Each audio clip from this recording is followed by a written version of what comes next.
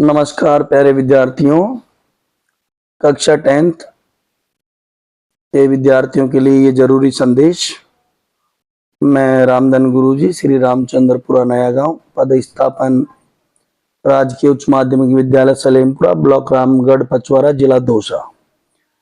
प्रिय विद्यार्थियों, कक्षा 10 में जो विज्ञान विषय की पुस्तक आप लोगों के जो पाठ्यक्रम में है और बोर्ड में जिसके प्रश्न वार्षिक परीक्षा में आएंगे, उन प्रश्नों को आपको किस तरह से पार्ट वाइज, चैप्टर वाइज देखना है, तो उसमें मैं केवल पहले पार्ट की चर्चा करना चाहूँगा।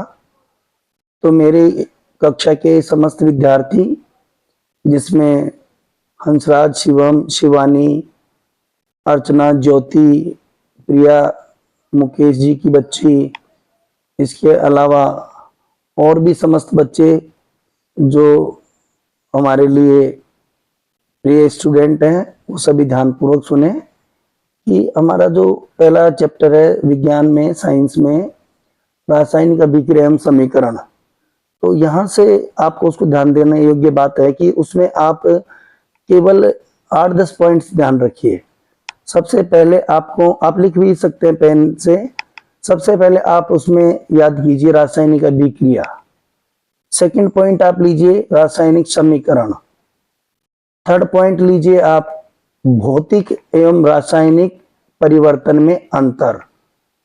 चौथा पॉइंट लीजिए मैग्नीशियम के फीते को वायु की उपस्थिति में जलाने पर क्या होता है, या मैग्नीशियम के फीते को जलाने से पूर्व क्यों उसको रेगमाल से अच्छी तरह साफ किया जाता है।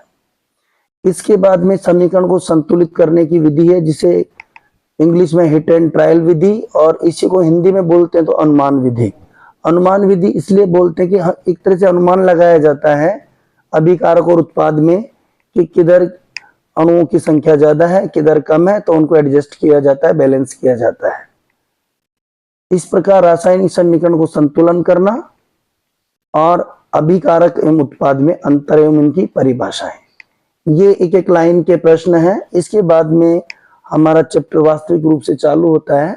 उसमें सबसे पहले संयोजन अभिक्रिया, संयोजन अभिक्रिया की परिभाषा एवं उसके उदाहरण के अंदर आप बुझा हुआ चूना और बिना बुझा हुआ चूना, इसको विशेष रूप से ध्यान रखें कि बिना बुझा हुआ चूना, जिसका सूत्र कैल्शियम ऑक्साइड रासायनिक नाम और सूत्र CaO होता है, यदि इसमें जल मिलाया जाता है तो जल के साथ क्रिया करके ये बुझा हुआ चूना बन जाता है CaOH2। तो आप इसका नाम कैल्शियम हाइड्रोक्साइड बताया था मैंने।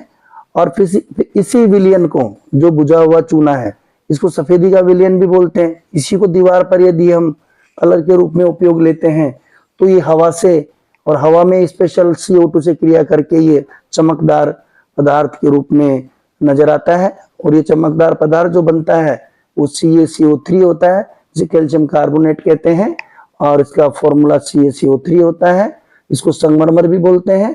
तो ये संयोजन अभिक्रिया है। इसके अलावा संयोजन अभिक्रिया में ही एक अभिक्रिया और है, ऊष्मा क्षेपी, जिसमें ऊष्मा का उत्सर्जन होता है, जैसे श्वसन एक ऊष्मा क्षेपी अभिक्रिया है। इसके अलावा साग सब्जियों का विघटन, कंपोस्ट, ये भी एक ऊष्मा क्षेपी का उदाहरण है। इसके बाद में वियोजन अभिक्रिया आ जाएगी। वियोजन के बाद में विस्थापन अभिक्रिया, उसके बाद द्विविस्थापन अभिक्रिया, तत्पश्चात अपचयन, उपचयन, और दोनों को मिला दिया तो अपउपचयन या रेडॉक्स अभिक्रिया हो जाएगी प्यारे विद्यार्थियों। और इसके बाद में आपको संक्षारण पढ़ना है, जिसको जंग लगना कहते हैं।